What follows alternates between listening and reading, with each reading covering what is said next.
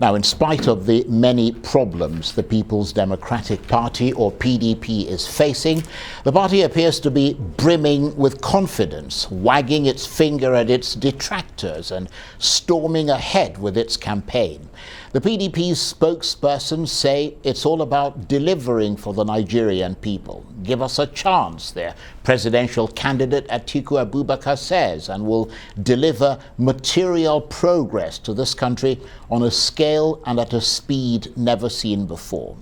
But their promises remain sketchy on the details, particularly on where the money is going to come from to fund their big plans. And what about all those important questions about managerial issues within the party, issues that seem to tell us how Mr. Abubakar might manage divisions and challenges on a national scale? In other words, after nearly 8 years out of power, how groomed for a return to leadership is the PDP? Well, we're not perfect, they say, and we may have some baggage and some past history, but we are the real deal. Are they? Well, for more on this, I'm joined now in the studio by the PDP Presidential Campaign Council's Director of Research and Strategy, Don Pedro Obaseki. Thank you very much indeed for joining us. Thank you very much. Thank you, Charles. Thank and you beyond the fact that you're in the PDP, I mean, you have an extraordinary pedigree. I mean, your father is a remarkably brilliant former Supreme Court Justice in this country. The family I come from actually makes it a little difficult to be anything less than strive for perfection. Right. Though that is altogether not too human, but we understand the enormity of the task placed on us as a family and a clan, really. So and we carry that torch wherever we go. For us, truth is a beacon, and we don't fail to showcase that anywhere we go. Well, the problem, of course, is that people will see you through, not through the prism necessarily of your father, but through the prism of the party that you're with, which is the PDP, and who you're here to speak on its behalf.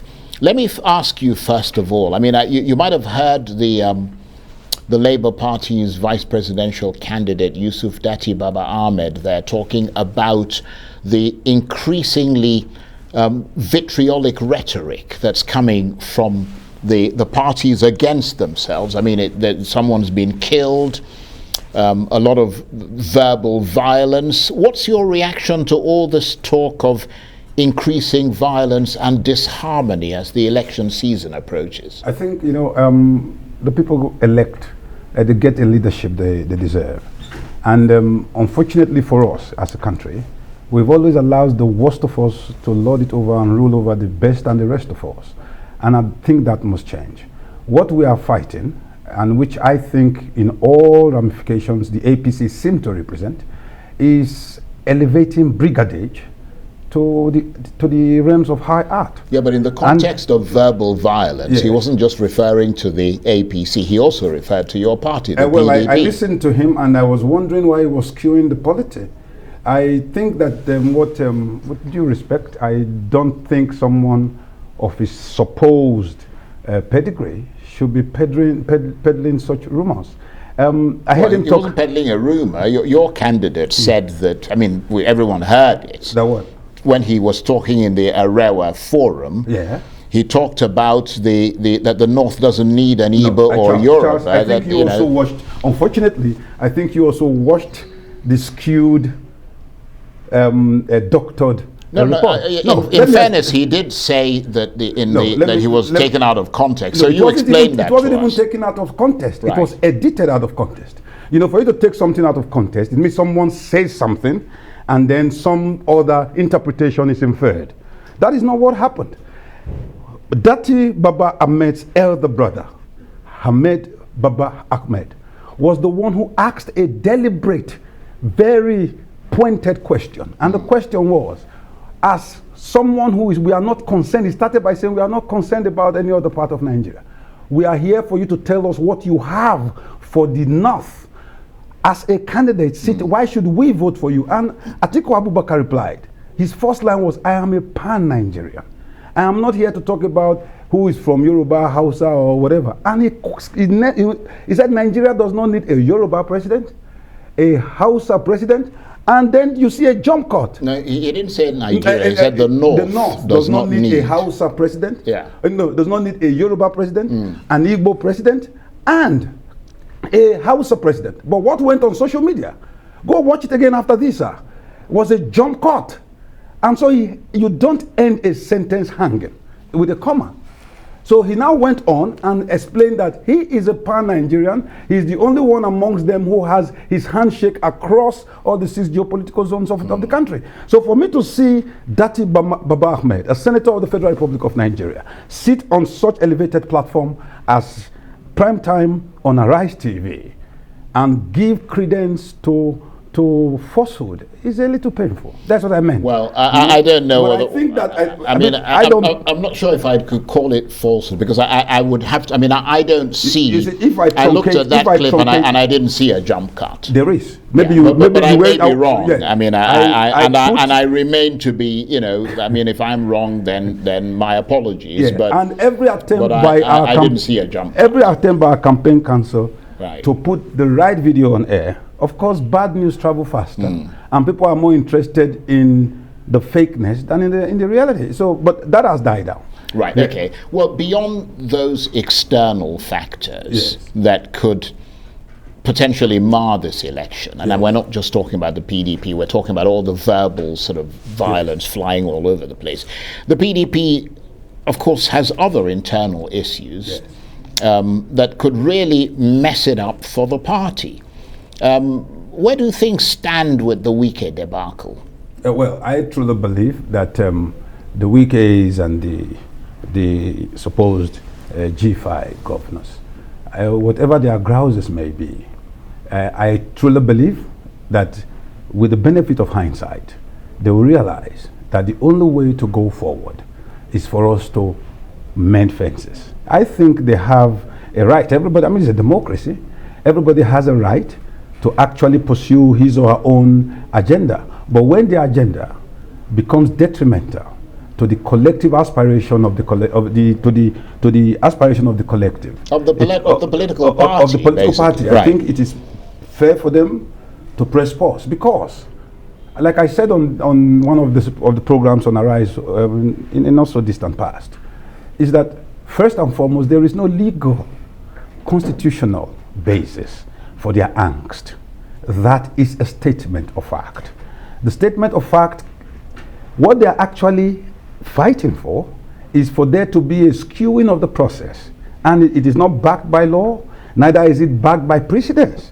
That is the truth. And when you keep hammering on this, it's supposed to be south, it's supposed to be south, it's supposed to be south, I begin to ask myself, why do we have to just keep pursuing a narrative based on sophistry? That is what it is. Yeah, but I don't understand. Are you saying that according to the constitution or the custom of the party? Both. Or I'm saying both of them. That the presidential candidate should come from the north and the chairman of the party should come from the north? No, that is not what I'm saying. So what are you saying? What I'm saying is, in terms of the constitution of the party constitution states very clearly in the amended 2018 Equirimando report, which became the new constitution of the party, that if any member of the National Working Committee has to vacate his seat outside of a convention, that person must be replaced by another officer who is in the National Working Committee from the same zone. And that was also adopted a few months later also by the APC. Yeah, but what if the person who is in the position, their position is already a violation by the fact that constitutionally they should come from different parts of the country? No. That is not it. Let me give you why.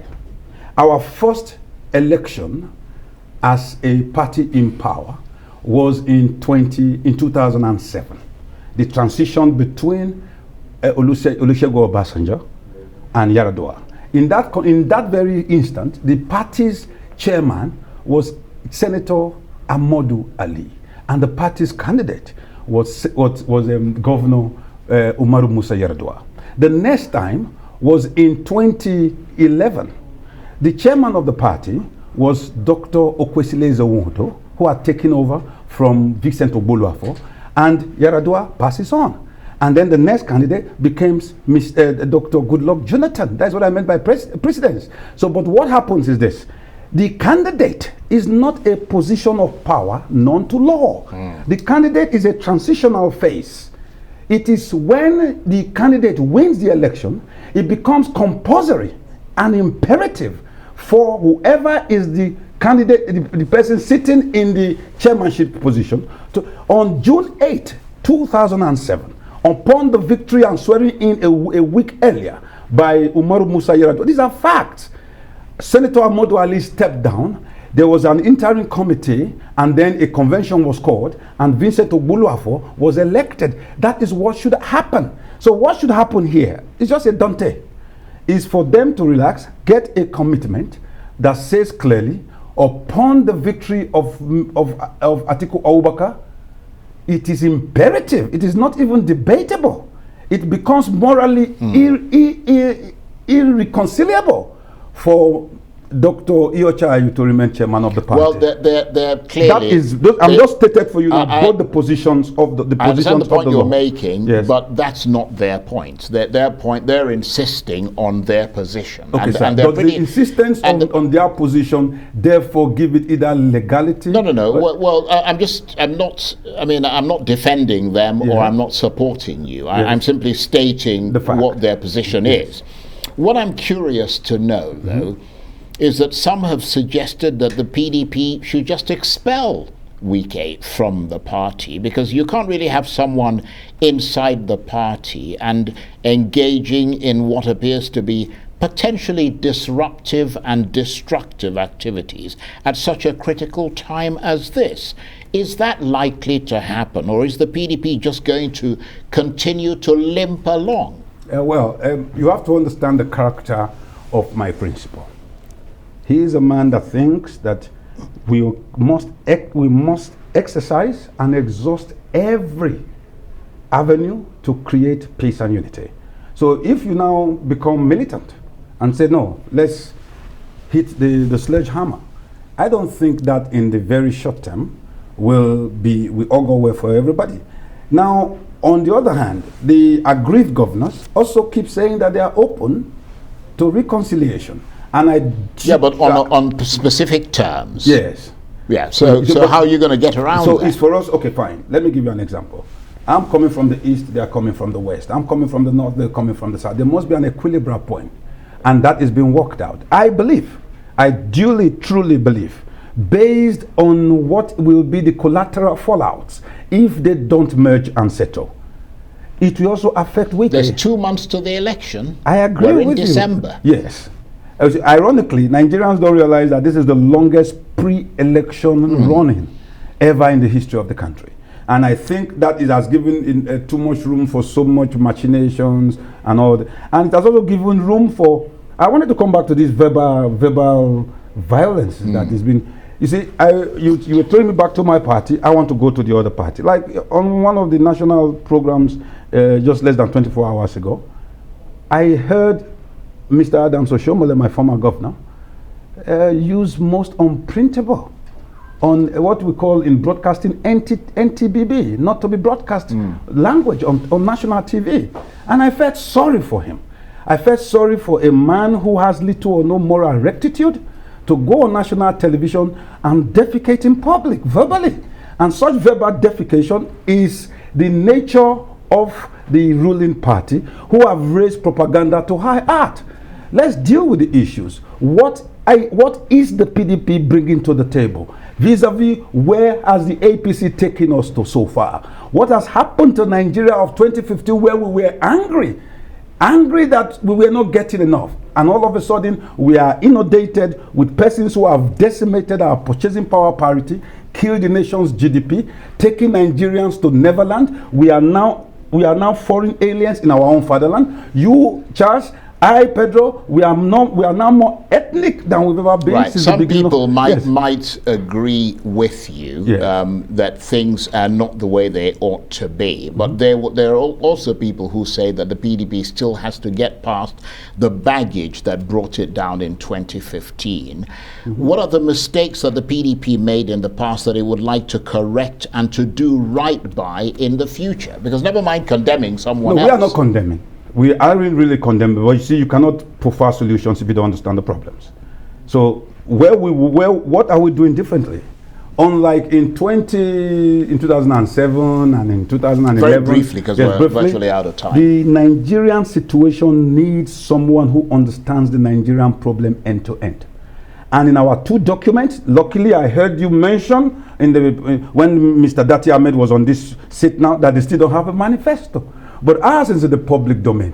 Query it, question it, introspect it, interrogate it. And end to end, Atiku Abubakar has brought his covenant with Nigeria as is a covenant, is a contract, is irrevocable, is unbreakable. And each one divides the nation's problems specifically and itemizes them, bullet points them, and prefers endearing solutions to them based on his knowledge, his experience, and his willingness as someone who has been the bridge and the handshake across the Niger to pull Nigerians together again. You must come back and talk to us again, and let's look at that manifesto a bit more critically. If you don't give me only 15 minutes like No, I do apologize. There were a number of challenges we had at the beginning of the program, but thank you for being patient with us. Don Pedro Obaseki is the PDP Presidential Campaign Council's Director of Research and Strategy. Thanks again. Thank you, sir.